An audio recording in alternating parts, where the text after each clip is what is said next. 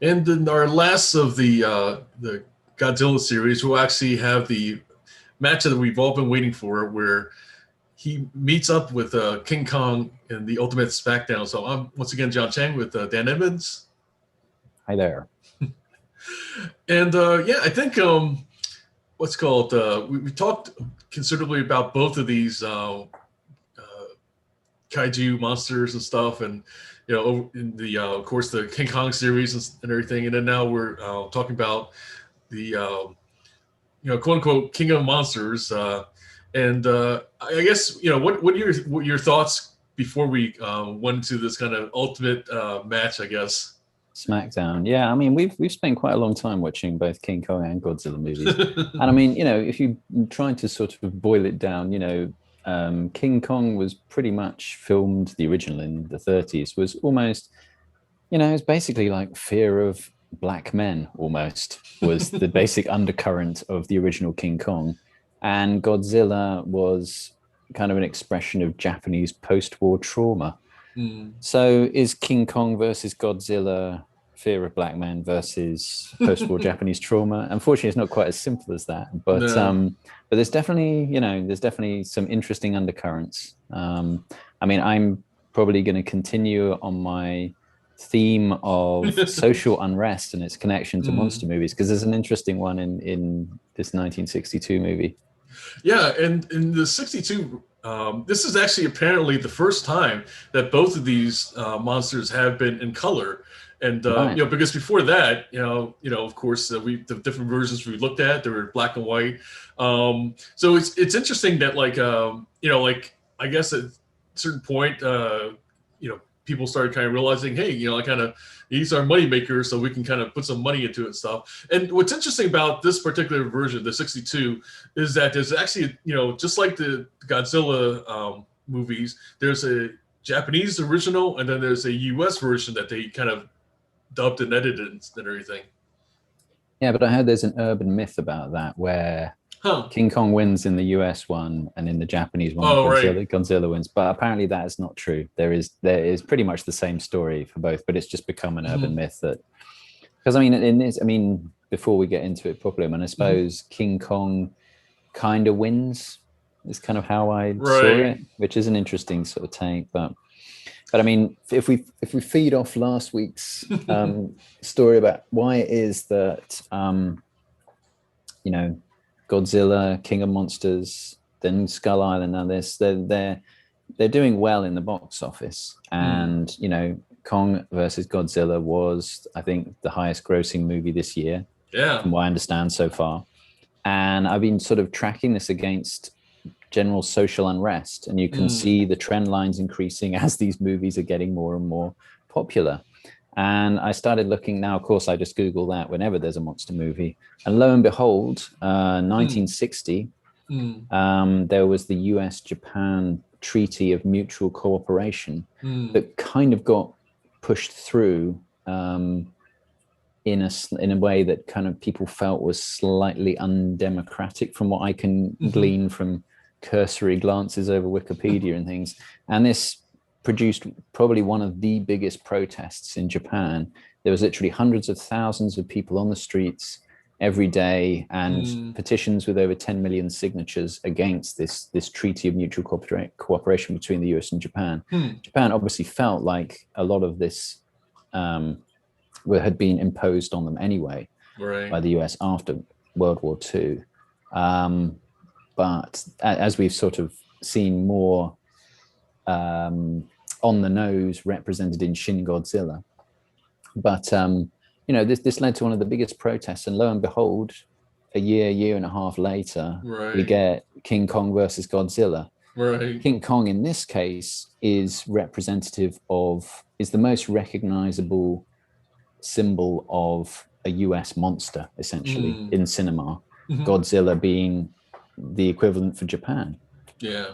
So, and I think you know, to me, what's funny about how Kong is kind of represented in this is he kind of looks, you know, a lot more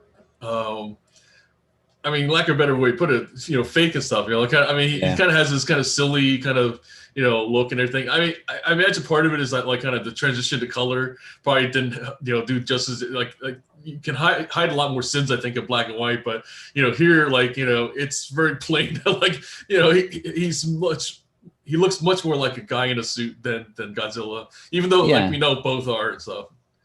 Well, yeah, and I wonder if there's, people will look back at this and think, oh, well, it looks a bit silly. How could people have watched this and thought this was realistic? But I think people were fairly in the know, and they enjoyed perhaps the satire that may have been sort of expressed in it. I don't think Japanese people are that stupid that they would,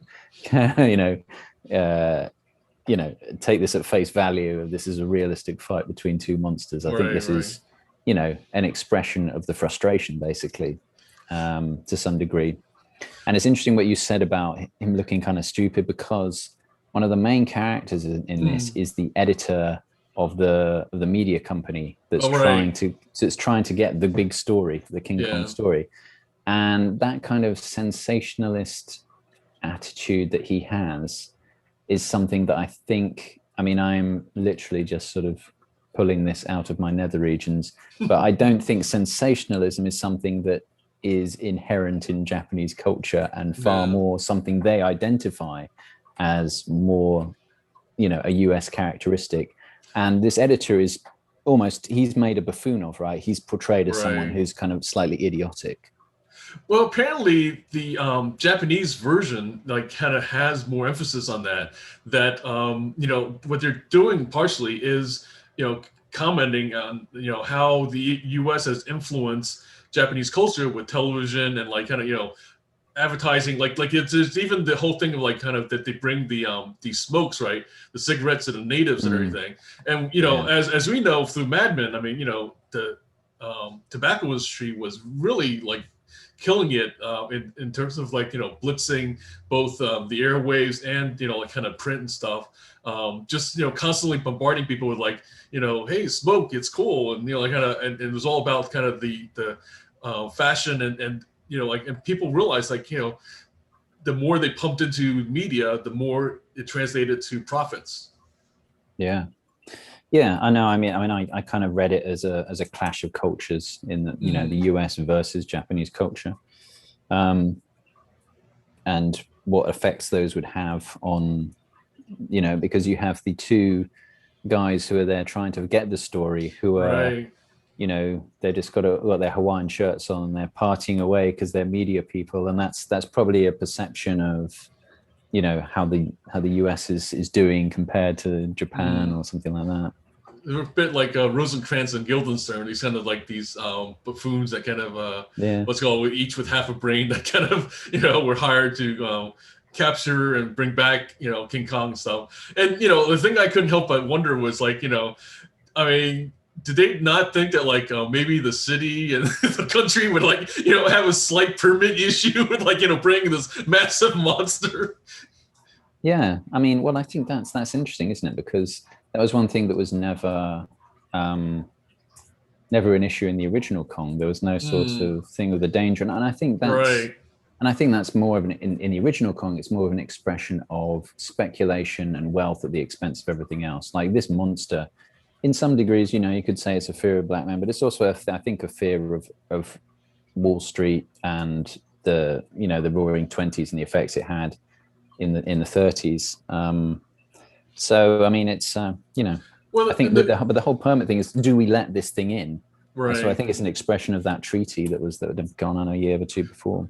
Well, in the Peter Jackson version, I think it really brought to the idea of like just greed, like kind of and ambition, and where at the price of kind of taking on something that like is way beyond like kind of is anything anyone controlling or anything. And to some degree, I think the media was really Kong in that sense, where like we started having film and then ultimately television and stuff. So I think none of us really saw kind of how much it would influence this kind of technology would have on our lives. And like once it was unleashed, right now we have like in King Kong versus Godzilla, this kind of thing of these companies realizing how much power is there, and then basically those two guys, the reason why they were sent there is to get this magical berry juice to kind of like to again sell for more profit with with promotions and advertising using this ape that kind of is the symbol of like kind of the power that you can harness with this berry juice and stuff apparently. Yeah, I mean, as we talked in the previous one, I think perhaps Japan at that time was acutely aware of how the media and the world in general's portrayal of a particular country or society can be very different, and how basically the world never really sort of saw anything particularly wrong with, or the media never saw anything particularly wrong with dropping the bombs on Hiroshima and Nagasaki, which obviously was a very different perception from what they had in Japan, but that was, as we've said previously, they're not in a position to almost garner sympathy from the rest of the world at that point in time, which I think is the source of the frustration, perhaps. Well, like you pointed out, instead of dealing it with drama and stuff, they use comedy. So here we see again, like kind of the satire, that it's the kind of way that they're using to kind of communicate a mix of feelings. And I mean, I think like you really hit the hit the nail on the head with that idea and stuff. I think also what's interesting is like what's portrayed is here we are in 62, that apparently the UN has a news station and the forces and all that. Like it seems like they have a lot more power than ultimately the UN ended up having. Yeah, absolutely. Yeah, and I think it's quite interesting as well, this imagery of Godzilla being frozen in ice and then the US submarine crashing into it, waking it up. That was a very interesting sort of thing, because we have almost the exact opposite in Shin Godzilla, where the solution is to freeze, basically. I mean, I read that as kind of freezing Japanese culture in a certain way to protect it. And this was, it's the beast has been woken up essentially by US interference. So yeah, and which is what really happened, because after the recovery and stuff, from the rebuilding and everything, I think I mentioned it before that like they brought over Deming, right, who basically unleashed this thing called TQM, with total quality management, and that ultimately became like kind of the Bible for the industrial power that between Sony, Honda, and all these other factories, that they just kind of basically embodied like Deming's principle. So what was funny in the 80s apparently was that the US companies went over to Japan to learn, like kind of, there's this one movie, I forget the name of it, with Michael Keating and stuff, that they were going to Japan to kind of get the Japanese to kind of teach us, US, automakers and all that, hey, what are you guys doing and stuff? And basically the Japanese like, you taught us this method, I mean, we're just doing what you guys taught us. Yeah. And I mean, at that period in time, the 60s to the 70s were actually one where, Japanese manufacturing took off hugely, and they became like a big sort of financial ally to the US in many respects. So it's interesting that there's, that was one of probably the closest decades. And there's also this movie that has them opposing each other. But in terms of success, well, I mean, this movie was one of the most successful movies in Japan. And I think they said it was something like an 8,600% return on investment that they made with this movie. It's like one of the most successful ones. And like you said, it's probably the idea of having these two monsters in color for the first time as well. Speaking of color, there's a little bit of a dodgy brown face on the island. Oh man, as well. We have to talk about that. Yeah, that was. But they're made with Japanese, characters, so it's kind of like ironic that like no matter where you go, right, people are gonna do, when they do kind of the brown face, they're going to use like kind of whatever your actors are and stuff. Yeah. No, it was aside from that, and they're sort of giving them like you said, the cigarettes was pretty interesting. But yeah, I mean, it was. I mean, ultimately, was it a good movie? Did you enjoy it? I can't say I mean, it was interesting from a historical perspective more than an actual viewing perspective, I would say. But it's campy, and it's funny how like I remember enjoying it a lot more as a kid. Like, you know, it's funny that the things that like I think as a kid you just kind of like, you know, press the I believe button, press the suspense like kind of, you know, judgment or whatever, and it just kind of, you know, you just kind of go along with the ride. And I'm wondering though if like it's partially like the time period of when I watched that, right, and compared to what was available versus like, you know, like now, of course, what we're going to get into, like Godzilla versus Kong and stuff. Like, can, you know, movies like this stand up, right, for kids? I don't know. I think that's another question. I don't know. I mean, I personally find I've been, as I say, if we're moving on to the new ones, I've now with more thought, I find them incredibly cynical movies in many respects. Interesting. And I actually think Kong versus Godzilla is perhaps one of the most politically charged movies of the year without people necessarily looking at it. I mean, one of the things I've been thinking about with Skull Island, when you look at it through the lens of social unrest, what caught my attention was they had this kind of Colonel Kurtz character portrayed as Sam Jackson. Right. By Sam Jackson, I should say. And the more I think about this, is like Kong is, you know, there is this kind of link back to fear of black people. Right. And Colonel Kurtz is a militant black man who is, well, not Colonel Kurtz, but sorry, whatever Sam Jackson's character is. But, right. Sure. You know, a militant black man is the bad guy in that movie. So what's this movie industry trying to tell you? It's trying to tell you, you know, think about that for a minute. You know, this is expressing a desire to protest, but the guy with the black guy with the gun is the bad guy, right? So they're trying to send, in my opinion, that's like a pretty strong message that please don't go out and shoot us all. And and there's bits where, you know, you've got different factions, and this was right around the time of the election, and there are scenes where Kong is like sitting there going, do I save them, or do I save them, or who's to, you know, he's kind of pacified at the end of it, and it's almost like he's trying to decide, I don't know, who to vote for, you know, and I might be going out on a rather sort of dodgy limb there, but I mean, it's, when you look at it, it seems like a very cynical movie. And what happens to him at the end? He gets put in jail.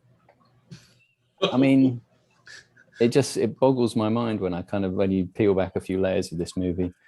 I mean, you know, when you get down to it, too, like Hollywood, they like as an industry, they're very much for the Black Lives Matter movement and stuff. At the same time, though, I think they're torn by the fact that, like, you know, like who pays the you know, their checks, right, and stuff, which is, you know, very much the white kind of, you know, what's called the establishment, right, the man and everything. So I think that's like kind of, you know, like the tricky divide that they constantly, you know, are crossing. Well, I think you're right. I mean, I think this is the hypocrisy in Hollywood, in that you have, on the surface, you have people like Marvel who say, oh, you know, we're going to have the first sort of all Asian martial arts movie. We've got Black Panther, which is all sort of black cast of superheroes.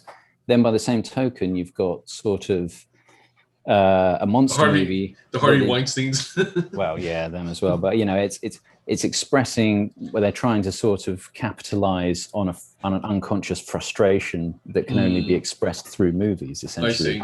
That's how I sort of see all of these monster movies. And I mean, and Kong versus Godzilla just continues this theme. And okay, so red and blue as symbols in this movie, right? Right. It would be too on the nose to make Kong the blue team. That's why he's on the red team, why Godzilla's blue, right? You know, they're trying to express a kind of, I think, a Democratic Republican kind of conflict in the States with this. And again, the interesting thing for me was, you know, what does Hollow Earth actually represent in this movie? It represents to Kong, it kind of represents a home that he's searching for, right? And a sovereignty.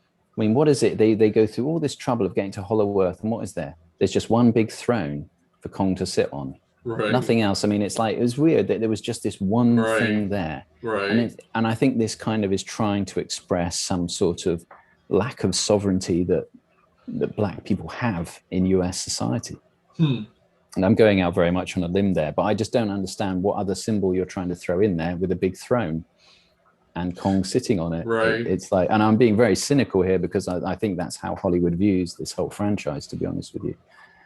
I mean, we voted for a Black president, right? So, I mean, of course.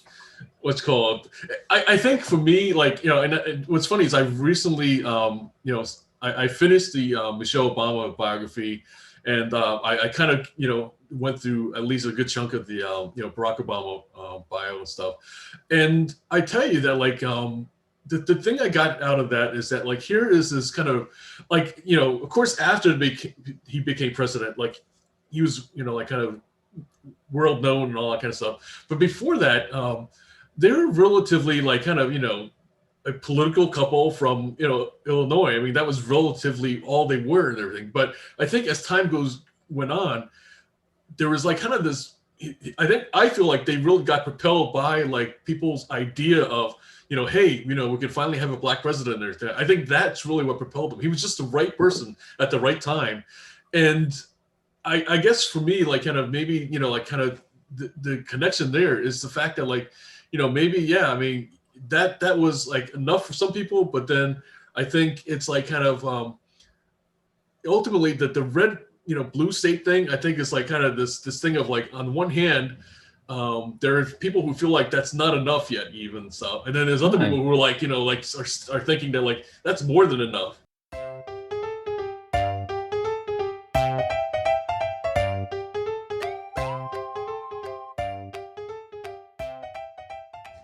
Well, I mean, it's, when you look at what's happened with sort of George Floyd and things like this, we've gone from a Black president to, these series of basically murders. So it's, I think that's why there's this feeling of that's not enough and everything, like totally, that we've had it, and then meanwhile, I think what the Trump supporters are about is this idea that, like, hey, this is more than enough, kind of, we gave you that, like, kind of, I think in their mindset is like, we gave you that, like, isn't that enough? And, I think that's kind of that mindset. And I think that's, like, kind of, like, if we talk about these monsters being kind of symbols of unrest, I think it's still a question. I think, and I think that's kind of like where, why, like, kind of, the, subconsciously or not, why this movie became so big is that it's still a big question on people's mind. Yeah, I mean, it was what was strange for me was I was reading through some of the titles of the reviews for this movie, and there was this odd sense of relief in the titles, in that they were describing it like, this is the monster movie we need. This is the one we, oh, thank God, this has been a really good summer blockbuster smash. It's almost like, oh, finally, all of our frustrations can get vented on screen. I mean, it's very strange reading through that. Very little people talked about any kind of themes like this, though, I thought. But don't forget, like, at the same time, right, we've talked about that different times on our discussions, that there's this fear of the death of cinema, like, kind of, that, like, that they wonder whether, like, this theaters will still be relevant. And what they found with this particular movie is that, like, like I said, with the sales was the fact that, like, people were still piling in droves, even during a pandemic, right, at the risk of life and limb, to go see a movie in a movie theater. People were, I mean, you and I personally are kind of, like, skittish and hesitant to kind of do that, but clearly other people don't feel that way, like, and I'm guessing that, like, it's probably the red state people for the most part, that, like, like, I don't need a mask, I'm gonna just there's no COVID. I'm gonna go in there and assert my rights to watch a movie in their theater. Well, there was another very interesting thing in this that I also think is very sort of politically charged, in that you notice, and that is, of course, not meaning, I mean, we always say it, spoilers, but Mechagodzilla, right? Right. So Mechagodzilla basically represents technology, and I think sort of big tech and its influence on society. Right. But it's very interesting that it's in Florida. I think it's like the company is supposed to be in Sarasota or somewhere like this. Pensacola. Like, I remember it because that's a place that has a significance in my naval career and stuff. Yeah, not exactly where you'd expect like a world-changing tech company to come from. Because again, I think if they put it more realistically in California, it would have been too obviously a political statement. Right. They would have been the bad guy. So, and I mean, Mechagodzilla is basically technology interfering with society and its problems, and that's worse than anything that the people's problems were. It has this as an ultimate bad guy that we should all come together as one sort of blue and red group and fight this awful big tech problem or something. That's how I interpreted it. That's and I think it's interesting how it's portrayed as like the thought was that like Mechagodzilla would be the control or the ability for man to assert its apex kind of again, right? And so to some degree, I mean, tech is seen as that, as the savior of like kind of whether you're right or left wing view or person and stuff like that. That tech is the answer to everything, to economy, to and so on. Yeah, and again, we've got the same thing that we've seen in other movies in this franchise, where the scientists are the people who actually know the answers, and the technologists are the people who cause the trouble or are clueless. Because in the last one they're clueless, and in this one they're causing trouble. Right. And it's by trying to simulate. I mean, if we say that these monsters basically represent culture of some description, of some faction, or however we want to sort of dice it, but Mechagodzilla is like an artificial culture that's created in technology. So they're sort of saying our online culture is the real problem that's kind of causing these, is the real bad guy. I mean, that's I think what's also interesting is that that over the kind of the legendary series of stuff, you come to like both Godzilla and Kong, right? So that's what's funny, that like if we kind of translate that to where like whether, like you said, whether or not they represent kind of the red states or the blue ones, stuff like that, to some degree I think people like that. I think that's why it's the real story, right? Or why we really care as a match is because we ultimately like both, Well, we want both Kong and Godzilla to express their opinions in an open discussion, and it might get heated at times, but ultimately, they come together over a common other threat. I think it's it's basically just a political debate with monsters, in my opinion. That's yeah.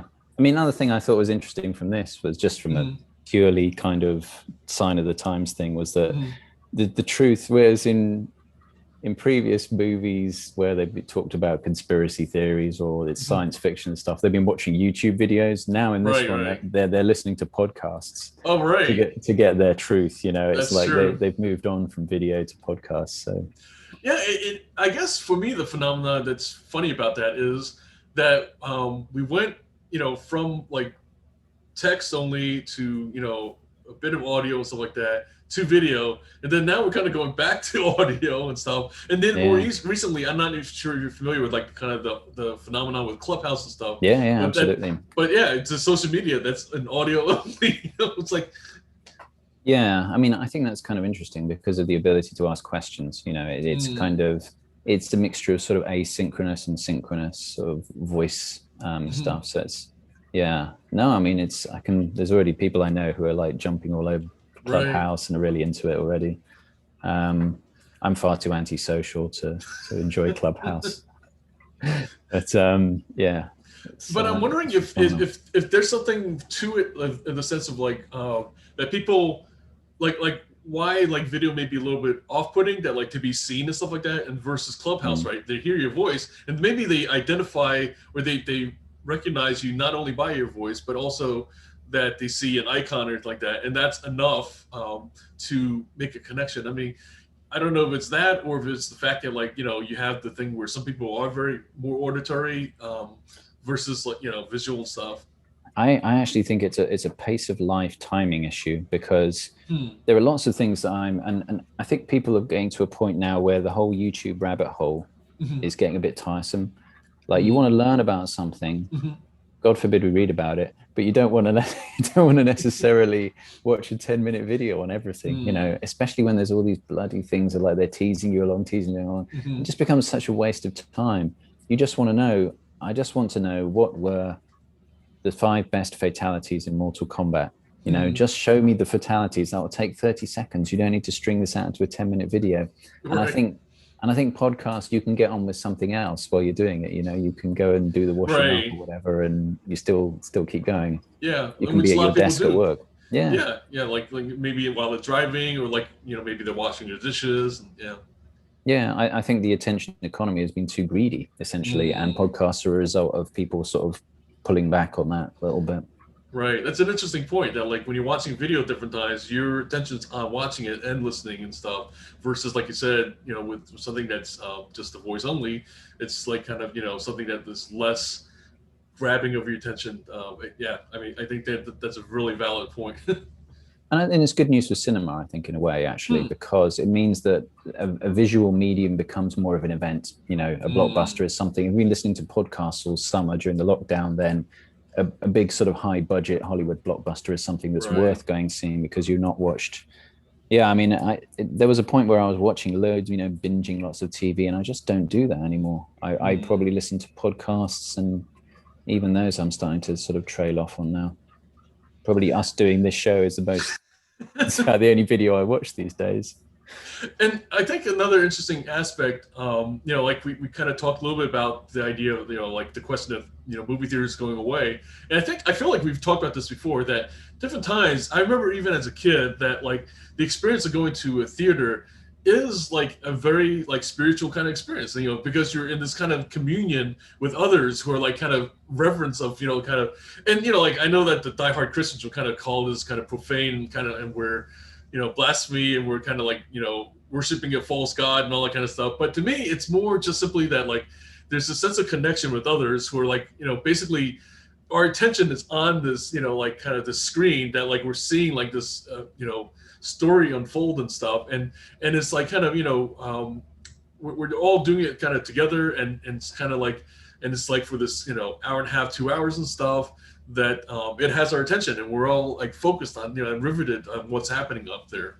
Yeah, I mean, as we know, any idea that is absorbed and accepted by a group of people is that much more powerful. Right. And I mean, it's no, I mean, you know, look at how they made Renaissance art in churches. A lot of the time there's limited light. The light is focused very much on the pieces of art that depict Christ and things like this. So, you know, it's a very sort of similar place, really. And, you know, all your attention, everyone's attention is all focused on this one sort of beam of light that is telling you a story about morals and adventures and God knows what else, and a bit of violence thrown in for good measure. You know, I mean, we've talked about this before anyway, you know, the idea of like the cinemas replacing churches, or was what sort of, you know, started the numbers falling in various countries. But yeah.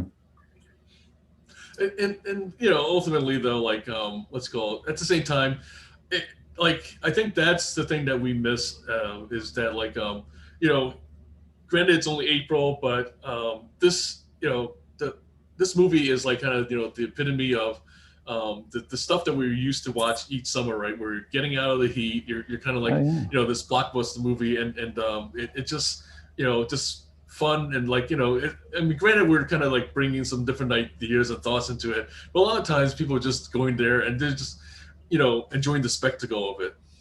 Well, I think, you know, this is definitely the lockdown has produced this. You know, we've been in various much our own sort of separate little bubbles, and there's probably an unconscious desire to have a major communal experience. You know, it's something we haven't done collectively for a long time now, and it looks like there's going to be more various lockdowns and variants and restrictions in all sorts of countries for a little while longer yet. So yeah, HBO Max clearly isn't good enough for people. But I think at the same time though, like you know, when you say that too, what makes me think of is the fact that like you know, we we just definitely do value like kind of the experience, like kind of movie going and stuff.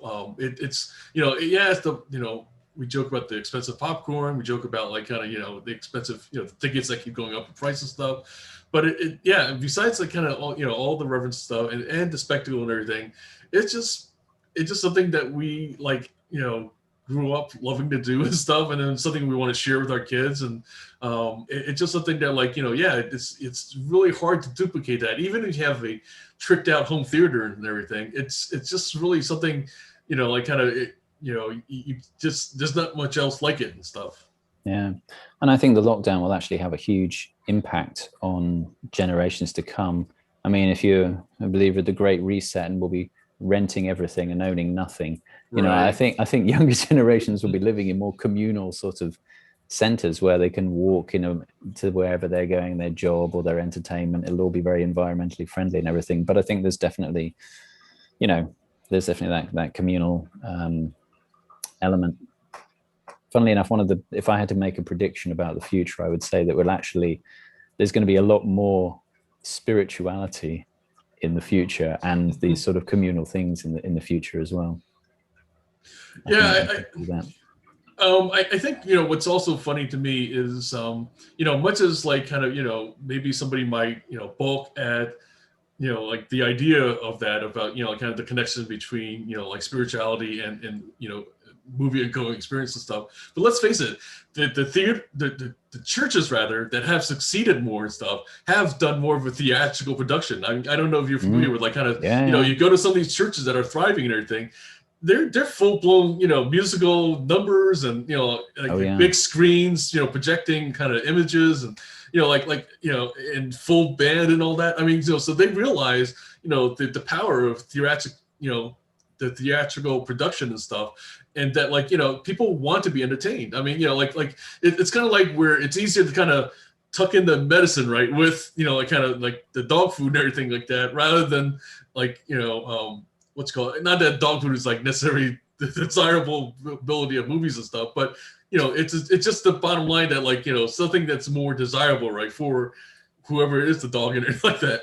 Well, I mean, you're scoring higher on your scoreboard, and it's entertaining. You're more likely to get your heaven score up. That's why I see it a bit like a video game or something. But well, we've really, our armchair philosophizing has kind of tracked a little off course this week. But I mean, it has been quite a phenomenon actually, and it's the Kong versus Godzilla, and where will they go next with it? That's what I wonder. Right. I mean, there's hints of supposedly of like kind of that they were going to continue more of this Hollow Earth story and stuff, and I mean I don't know. I mean I feel like in some ways that like this was like kind of the at least the conclusion of the legendary kind of string of movies and stuff like that. I don't know, like what would you like to see, I guess? Well, I mean, I think I'm going to be very cynical. I think they'll just look at the demographics of social unrest and they'll probably just say, okay, well, if it's on the rise, we'll spin out another one. Maybe it'll be Aliens or something else this time. If it all calms down, then they'll probably move on to something else. If I had to make a prediction, I actually think crime is going to be the next genre of movies that will be. I think we're in a funny sort of, not exactly the 60s, because the 60s were seen as sort of wild and creative and there were social protests and everything else. I think we're just like we talked about in Brave New World, how everything kind of like gradually moves to a sort of median of acceptableness of society where the edges all get ironed out. I think we've kind of gone through a bit of a mini kind of 60s cycle here, in that we've had monster movies, we've had social protests, drugs are sort of starting to be sort of accepted as medication and more widely used and things like this. So in a way it does sort of it's kind of like a more manufactured version of the 60s, I would say. So if we follow that, then the 70s was all crime movies, and what have we got with the lockdown? All the police have been sort of laid off. They've got loads of there's a lot of law enforcement's there, and we've got possibly rampant inflation coming, so people may not be able to afford to eat properly, and there's no police to stop them. For me, this is like flashing warning signs saying that there could be problems ahead in our various communities. So yeah, expect Godfather Part 5, I don't know, 4 or 5 or something like this, and Mean Streets 2 and all this kind of stuff maybe. And well, I mean, Miami Vice was, they had the movie as the kind of the remake and everything like that. And they apparently tried to reboot the series. I just feel like, wrong time. It was a product, of its generation, of that particular time in history. Yeah, I mean, Miami Vice, though, wasn't about crime. It was about lavish lifestyles. It was almost like the HG movie sort of TV equivalent of HGTV in a way, and or Cribs. You were just looking at these really sort of plush houses in Miami and people driving sports cars and stuff like this and looking cool and stuff. That's kind of what it was about. So I suppose maybe it was maybe the early 2000s were kind of a similar sort of time, but.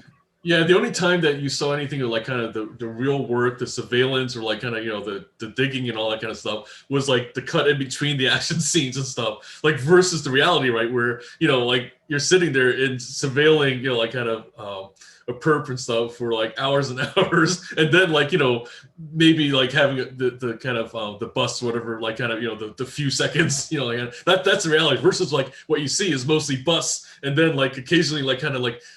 Cut into like, like kind of Crockett and, what's Tubbs are like, are like kind of, just taking over a or actually they were usually the ones being relieved from the surveillance and stuff by the two slobs and stuff. I mean, circling back, they kind of Godzilla versus Kong are kind of a team, kind of a crime fighting team in this movie. Right. They're kind of like the Crockett and Tubbs of the MonsterVerse fighting off Mechagodzilla. Ultimately, So maybe, next time they'll both be in a, some souped up 80s style spaceship with shades on, fighting an external threat or something like that. Who knows? But yeah. Well, I just appreciate that Kong looks a lot more respectable in these modern version, though, that's for sure. Yeah. Alrighty, but speaking of like kind of action and fights and stuff, we'll be looking at Mortal Kombat as our next remake from the '96 remake of that, and then we'll see like kind of there's other kind of more combat oriented remakes that to look at from there. Combat, yes. We haven't done a lot of combat lately. We haven't actually watched the latest season of Cobra Kai either, so maybe that's another one we can revisit that versus another Karate Kid maybe. Sounds good. So once again, I'm John Cheng with Dan Edmonds. Thanks for watching, and we will see you next time.